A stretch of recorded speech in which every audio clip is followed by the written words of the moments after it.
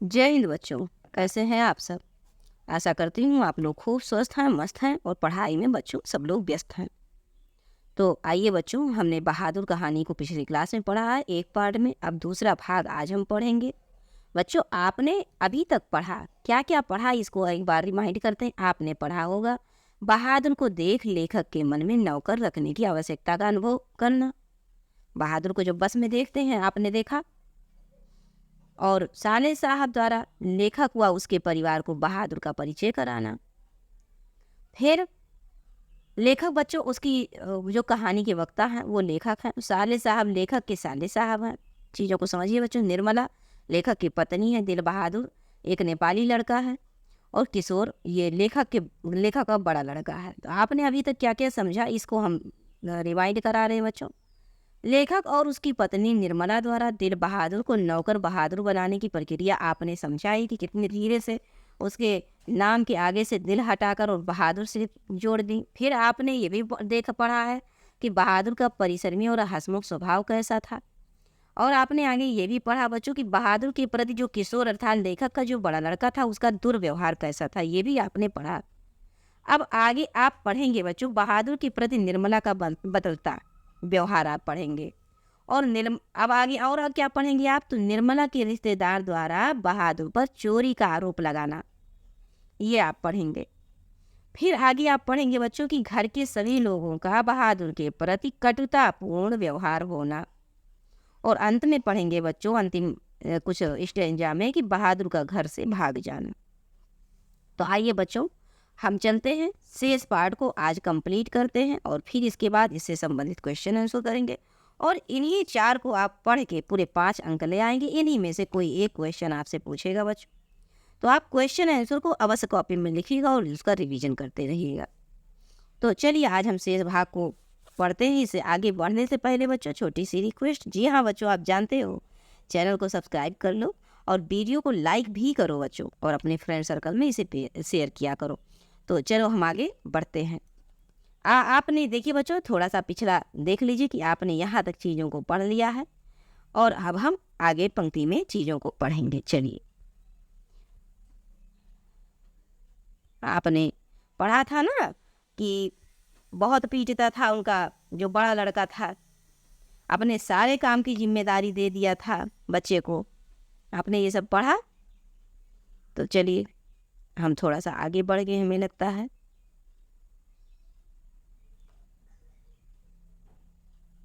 चलिए थोड़ा सा आगे देखिए, यहाँ तक सारी बातें हो गई थी।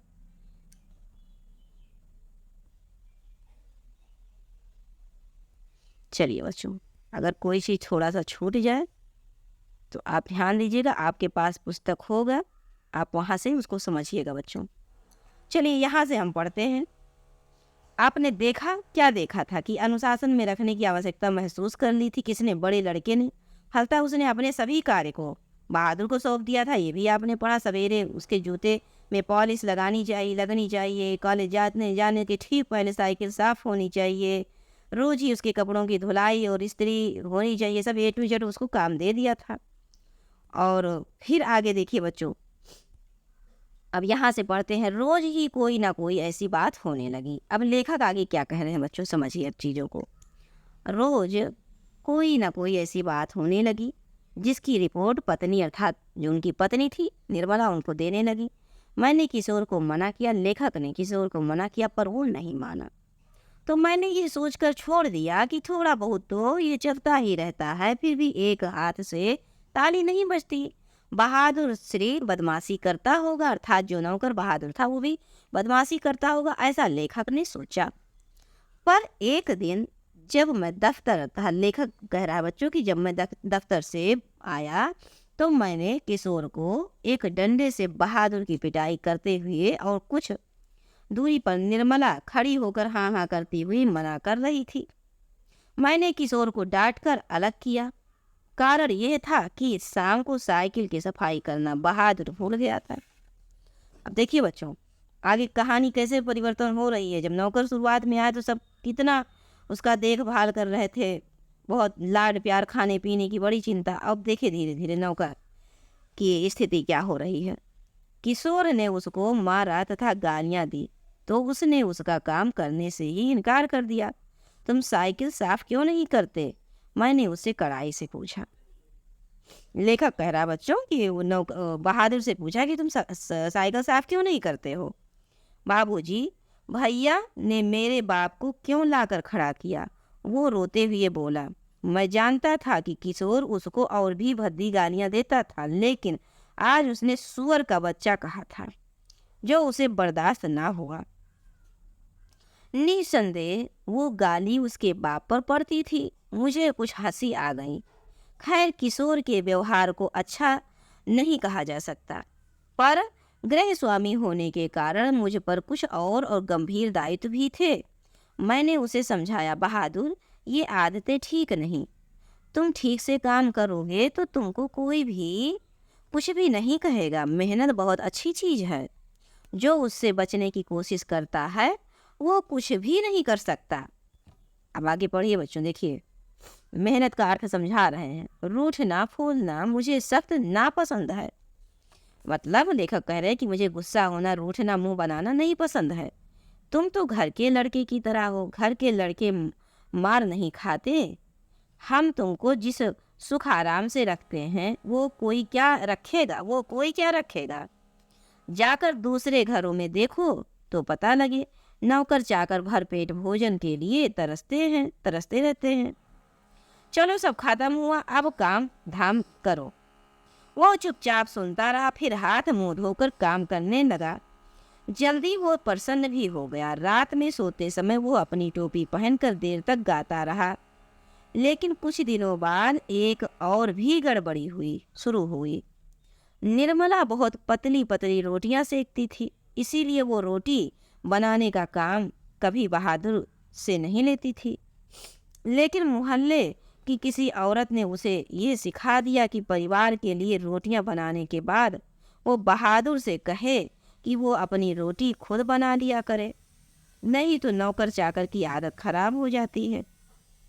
महीन खाने से उसकी आदत बिगड़ जाती है। ये बात निर्मला को जच गई थी और रात में उसने ऐसा ही प्रयोग किया। वो अपनी रोटियां बनाकर चौके से उठ गई।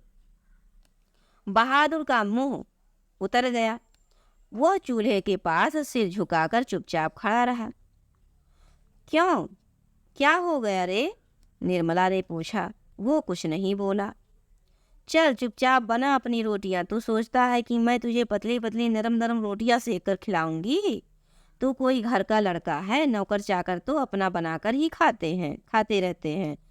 तोता तो तू तो यहाँ पर तू तो होगा बेटा। अब चीज़ों को सही कर लीजिएगा। यहाँ पर छोटा उका बड़ा उका मात्रा थोड़ा सा यहाँ पर सही कर लीजिएगा, ये गलत है।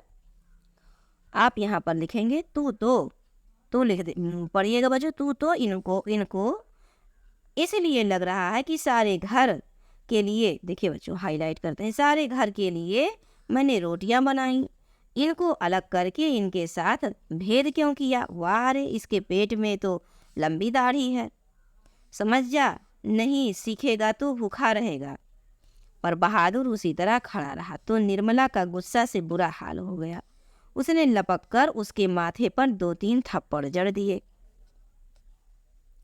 सुअर कहीं के, इसीलिए तुझे किशोर मारता है। इसी वजह से तेरी माँ भी मारती होगी। चल बना रोटी। मैं नहीं बनाऊंगा। मेरी माँ भी सारे घर की रोटियां बनाकर मुझे रोटी सेकवाती थी। वो रोने लगा था। तो क्या मैं तेरी माँ हूँ कि तुझे मुझसे जिद कर रहा है? घर के लड़कों के बराबर बन रहा है। मारते मारते मुंह रंग दूंगी। पर उसने अपने लिए रोटी नहीं बनाई। मुझे भी बड़ा गुस्सा आया। मैंने उसको डांटा और समझाया, पर वो नहीं माना। रात भर वो भूखा ही रहा, पर सवेरे उठकर वो पहले की तरह ही हंसने लगा। उसने अंगीठी जलाकर अपने लिए रोटियां सेकी। अपनी बनाई मोटी और भद्दी रोटियां को देखकर वो खिलखिलाने लगा। फिर रात को बची हुई सब्जी से उसने खाना खा लिया। लेकिन निर्मला का भी हाथ खुल गया था। वो उससे कुछ चिढ़ भी गई थी। अब बहादुर से कोई भी गलती होती तो वो उस पर हाथ चला देती। उसको मारने वाले अब घर में 2 व्यक्ति हो गए थे और कभी कभी एक गलती के लिए उसको दोनों मारते। देखिए बच्चों, कितनी दयनीय और मार्मिक दशा है। बरसात बीत गई थी। आकाश दर्पण की तरह स्वच्छ दिखाई देता था। मैंने बहादुर की माँ के पास चिट्ठी लिखी थी कि उसका लड़का मेरे पास मजे में है और मैं उसकी तनख्वाह के पैसे उसके पास भेज दिया करूँगा। लेकिन कई महीने के बाद उधर से कोई जवाब नहीं आया था। मैंने बहादुर से कह दिया था कि उसका पैसा यहाँ जमा रहेगा, जब वो घर जाएगा तो लेता जाएगा। पर अब बहादुर से भूल गलतियाँ अधिक होने लगी थीं।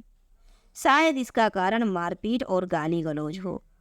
मैं कभी कभी इसको रोकना चाहता, फिर ये सोचकर चुप लगा जाता कि नौकर चाकर तो मारपीट खाते ही रहते हैं। एक दिन रविवार को मेरी पत्नी एक रिश्तेदार आए थे। वो बीवी बच्चों के साथ थे। पत्नी के रिश्तेदार थे बच्चों, बीवी बच्चों के साथ सब लोग आए थे, पूरे फैमिली के साथ। वो अपने किसी खास संबंधी के यहाँ आए थे, तो यहाँ भी भेंट मुलाकात करने के लिए चले आए थे। घर में बड़ी चहल पहल मच गई। मैं बाजार से रोहू मछली और देहरादूनी चावल ले आया। नाश्ता पानी के बाद बातों की जलेबी छनने लगी। पर इसी समय एक घटना हो गई। अचानक उस रिश्तेदार की पत्नी नीचे फर्श पर झुककर देखने लगी। फिर उन्होंने चारपाई के अंदर झांक कर देखा। अंत में कमरे के अंदर गई और फर्श पर पड़े हुए कागजों को उठाकर जांच पड़ताल करने लगी। क्या बात है, मैंने पूछा। रिश्तेदार की पत्नी जबरदस्ती मुस्कुराकर मजबूरी में सिर हिलाते हुए बोली, क्या बताएं, 11 रुपए साड़ी के खूंट से निकाल कर यही चारपाई पर रखे, पर वह नहीं मिल रहे हैं। देखिए बच्चों, आगे पढ़ते हैं। आपको ठीक याद है ना? हाँ हाँ, खूब अच्छी तरह से याद है। ये रुपए मैंने खूंट में बांध कर रखे थे। रिक्शे वाले को देने के लिए खूंट खोला ही था। फिर वह रुपए चारपाई पर रख दिए थे कि 4 रुपए की मिठाई मंगा लूंगी और कुछ बच्चों के हाथ पर रख दूंगी। रास्ते में कोई ढंग की दुकान नहीं मिली थी, नहीं तो उधर से ही ले आती। लेकिन किसी के यहाँ खाली हाथ जाने में अच्छा भी नहीं लगता। बताइए, अब तो मैं कहीं की नहीं रही। फिर मेरी ओर झुककर धीमे स्वर में कहा था, जरा उससे पूछिए ना, वो इधर आया था। कुछ देर तक वो यहाँ खड़ा रहा, फिर तेजी से बाहर चला गया था। अरे नहीं, वो ऐसा नहीं है, मैंने कहा। You do not know these people are expert in this art, रिश्तेदार ने कहा। मैंने बहादुर की ओर तिरछी दृष्टि से देखा। वो सिर झुकाकर आटा गूंथ रहा था। उसके चेहरे पर संतुष्टि एवं प्रफुल्लता थी। उसने ऐसा काम तो कभी नहीं किया, बल्कि हम जब कभी उसने 2-4 आने इधर उधर पड़े देखे तो उठाकर निर्मला के हाथ में दे दिए। पर किसी के दिल की बात कोई कैसे जान सकता है? मालूम ना मालूम अचानक मुझे क्या हो गया और मैं गुस्से में आ गया। बहादुर, मैंने कड़े स्वर में कहा। जी बाबूजी, इधर आओ। वो आकर खड़ा हो गया। तुमने यहाँ से रुपए उठाए थे? जी नहीं बाबूजी, उसने निर्भय उत्तर दिया। क्योंकि वो नहीं चुराया था तो वो बिना डर के उत्तर दिया। ठीक है, बताओ, ठीक बताओ, मैं बुरा नहीं मानूंगा। नहीं बाबूजी, मैं लेता तो बता देता। तुम यहाँ खड़े नहीं थे, रिश्तेदार की पत्नी ने कहा। फिर तेजी से बाहर चले गए। देखो भैया, सच सच बता दो, मिठाई खरीदने और बच्चों के लिए को देने के लिए रुपए रखे थे। मैं तो बुरी फंसी। अब वापस जाने के लिए रिक्शे के भी पैसे नहीं। मैं तो बाहर नमक लेने गया था। सच सच बता बहादुर, अगर नहीं बताएगा तो बहुत पीटूंगा। यहाँ पर क्या होगा बच्चों? पीटूंगा, बहुत पीटूंगा। आगे फिर देखिए, पुलिस के सुपुर्द कर दूंगा, मैं चिल्ला पड़ा। मैंने नहीं लिया बाबूजी। बहादुर का मुंह काला पड़ गया था। अब आगे देखिए बच्चों, बहादुर का मुंह कैसा पड़ गया था? काला पड़ गया था। नहीं, पता नहीं मुझे क्या हो गया। देखा, कह रहा कि पता नहीं उस समय मुझे क्या हो गया। मैंने सहसा उछलकर उसके गाल पर एक तमाचा जड़ दिया। मैं आशा कर रहा था कि ऐसा करने से वो बता देगा। तमाचा खाकर वो गिरते गिरते बचा। उसकी आंखों से आंसू गिरने लगा। मैंने नहीं लिया। इसी समय रिश्तेदार साहब ने एक अजीब हरकत की। अच्छा छोड़िए, इसको पुलिस के पास ले जाते हैं। इतना कहकर उन्होंने बहादुर का हाथ पकड़ लिया और उसको दरवाजे की ओर घसीट कर ले गई। पर दरवाजे के पास उससे धीरे से बोली, देखो, तुम मुझे बता दो, मैं कुछ भी नहीं करूँगा, बल्कि तुमको इनाम ही दूंगा। इनाम में 2 रुपए दूंगा। पर बहादुर ने इनकार कर दिया। इसके बाद रिश्तेदार साहब 2-3 बार उसको दरवाजे की ओर खींच कर ले गई और जैसे पुलिस को देने जा रहे हैं, लेकिन आगे बढ़कर वो रुक जाते हैं और उससे धीमे धीमे शब्दों में पूछताछ करने लगे। अंत में हार कर उन्होंने उसको छोड़ दिया और वापस आकर चारपाई पर बैठते हुए हंसकर बोले, जाने दीजिए, ये सब बड़े घाघ होते हैं, किसी झाड़ी वाड़ी में छिपा आया होगा या जमीन में गाड़ दी आया होगा। मैं तो इन सबों को खूब जानता हूँ। बंदर से कम थोड़े होते हैं ये। चलिए, इतना नुकसान लिखा था। इसके बाद निर्मला भी उसको डराया धमकाया। निर्मला ने भी अपनी वाली किया, पूछा, भैया डराया धमकाया, और 2-4 तमाचे भी जड़ दिए। अपने अपने वाली सब ने किया, कोई छोड़ा नहीं। पर वो नहीं करता रहा, चूंकि उसने नहीं चुराया था। इस घटना के बाद बहादुर काफी डांट मार खाने लगा। घर के सभी लोग उसको कुत्ते की तरह दुराया करते। किशोर तो जैसे उसकी जान के पीछे पड़ गया था। वो उदास रहने लगा और काम में लापरवाही करने लगा। एक दिन मैं दफ्तर से विलंब आया। निर्मला आंगन में चुपचाप सिर पर हाथ रखकर बैठी थी। अन्य लड़कों का पता नहीं था, केवल लड़की अपनी माँ के पास खड़ी थी। अंगीठी अभी नहीं जली थी। आंगन गंदा पड़ा था, बर्तन बिना मले थे। सारा घर जैसे काट रहा था। क्या बात है, मैंने पूछा। बहादुर भाग गया। क्यों? पता नहीं, आज तो कुछ हुआ भी नहीं था। सवेरे से ही बड़ा प्रसन्न था, हमेशा माताजी किए रहा। दोपहर में खाना खाया, उसके बाद आंगन से सिलबट्टा लेकर बरामदे में रखने जा रहा था कि सिल हाथ से छूटकर गिर गई और 2 टुकड़ी हो गई। शायद इसी डर से वो भाग गया कि लोग मारेंगे। पर मैं इसके लिए उसको थोड़े कुछ कहती। क्या बताऊं, मेरी किस्मत में आराम ही नहीं। कुछ ले गया, यही तो अफसोस है। कोई भी सामान नहीं ले गया। उसके कपड़े, उसका बिस्तर, उसके जूते सभी छोड़ गया। पता नहीं उसने हमें क्या समझा। अगर वो कहता तो मैं उसे रोकती थोड़े, बल्कि उसको खूब अच्छी तरह पहना उड़ा कर भेजती। हाथ में उसकी तनख्वाह के रुपए रख देती, 2-4 और अधिक दे देती। पर वो तो कुछ ले ही नहीं गया। और वो 11 रुपए, अरे वो सब झूठ है। मैं तो पहले ही जानती थी कि वह लोग बच्चों को कुछ देना नहीं चाहते, इसीलिए अपनी गलती और लाज छिपाने के लिए वो परपंच रच रहे हैं। वे लोगों को क्या मैं जानती नहीं? कभी उनके रुपए रास्ते में गुम हो जाते हैं, कभी वह गलती से घर पर छोड़ आते हैं, और मेरे कलेजे में तो जैसे कुछ होड़ रहा है। किशोर को भी बड़ा अफसोस है। उसने सारा शहर छान मारा, पर बहादुर नहीं मिला। किशोर आकर कहने लगा, अम्मा, एक बार भी अगर बहादुर आ जाता तो मैं उसको पकड़ लेता और कभी जाने ना देता। उससे माफ़ी मांग लेता और कभी नहीं मारता। सच, अब ऐसा नौकर कभी नहीं मिलेगा। कितना आराम दे गया है वो। अगर वो कुछ चुरा कर ले गया होता तो संतोष हो जाता। निर्मला आंखों पर आंचल रखकर रोने लगी। मुझे बड़ा क्रोध आया। मैं चिल्लाना चाहता था, पर भीतर ही भीतर मेरा कलेजा जैसे बैठ रहा हो।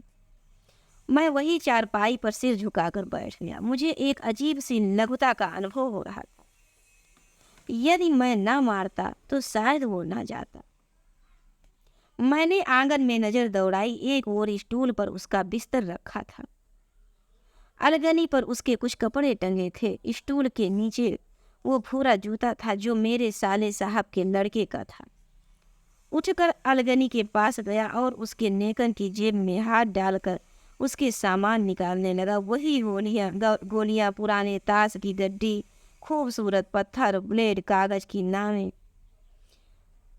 यही सब थे बच्चों। देखिए, ये आपका अंतिम कहानी है। कितना मार्मिक है, कितना दुखदाई है। आपने अंतिम कहानी को पढ़ा तो देखिए बच्चों, इससे हमें सीख ये मिलती है कि हमें किसी के साथ कैसे व्यवहार करना चाहिए।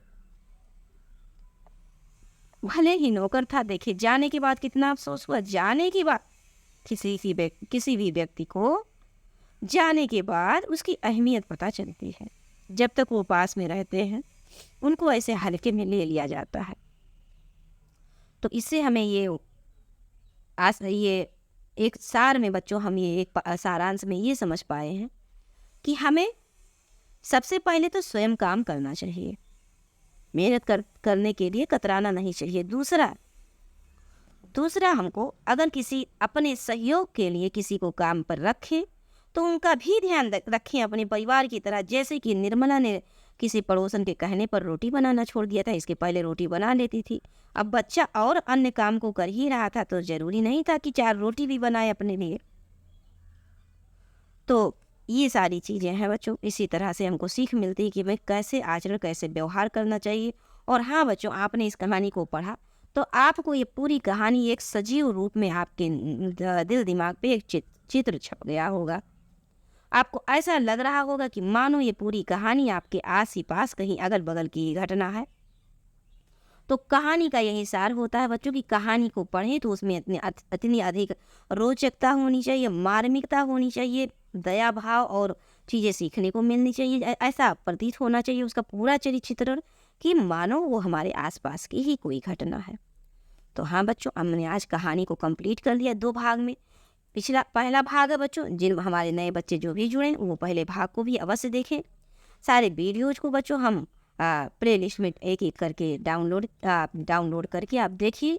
प्लेलिस्ट का लिंक हम आपको इस वीडियो में प्रोवाइड कर देंगे, आप वहां जाइए और क्रमवाइज चीज़ों को देखिए। सभी कहानियों का एक अलग प्लेलिस्ट बना हुआ है बच्चों। आप शुरू से खून का रिश्ता से प्रारंभ होता है आपकी कहानी, और आज ये आपके जो हमारे विज्ञान वर्ग के बच्चे हैं बच्चों, उनके लिए पूरा सिलेबस हमने कंप्लीट कर दिया है। ये जो कहानी का पार्ट है, आदि 4था अध्याय था बहादुर कहानी, ये अमरकांत लेखक के द्वारा रचा गया है। अब बच्चों हम नेक्स्ट क्लास में इनसे संबंधित क्वेश्चन आंसर को हल कराएंगे और ये आपकी परीक्षा में अवश्य बनेगा। ये आप ध्यान दीजिएगा कि ये 4 कहानियों में से एक कहानी आपको परीक्षा में मिलेगा ही मिलेगा। चारों कहानियों को आप ध्यान से 1 से 2 बार सुन लीजिए और उसके बाद आप क्वेश्चन आंसर पढ़िए और क्वेश्चन आंसर को थोड़ा समय देकर उतार लीजिए बच्चों, कॉपी में उतार लीजिए और निरंतर उसका रिवीजन करते हुए आप एग्जाम में बैठेंगे। पूरे 5 नंबर का सवाल है बच्चों। ये कहानी प्रकार से क्वेश्चन आएगा और या करके आपको ये क्वेश्चन मिलेगा तो आपने पहले भी पढ़ लिया होगा, या करके सारी कहानी दिए होंगे अथवा करके, तो आपको उसका एक ही 5 से 6 पॉइंट में लिखना रहेगा बच्चों। आप कहानी के पॉइंट को अवश्य याद रखिएगा। आप अगर कहानी के पॉइंट को पकड़ के रखेंगे बच्चों तो आपकी पूरी कहानी अच्छे से लिख जाएगी, क्योंकि हर वो कहानी में जैसे आप आगे बढ़ेंगे चीज़ों को समझते हुए जाएंगे और उस कहानी को पढ़े रहेंगे, सुने रहेंगे, रिवीजन किए रहेंगे कुछ 2 4 6 बार, एग्जाम के परीक्षा के समय भी रिवीजन किए रहेंगे तो आप बहुत अच्छे से लिख पाएंगे। चलिए बच्चों, हमें पूरा विश्वास है कहानी आपको अच्छे से समझ में आई है। और चलते चलते आपसे छोटी सी रिक्वेस्ट कि आप इस चैनल को सब्सक्राइब कर लीजिए, वीडियो को लाइक भी कीजिए, अपने फ्रेंड सर्कल में इसे शेयर करने का पूरा प्रयास करिए बच्चों। जय हिंद।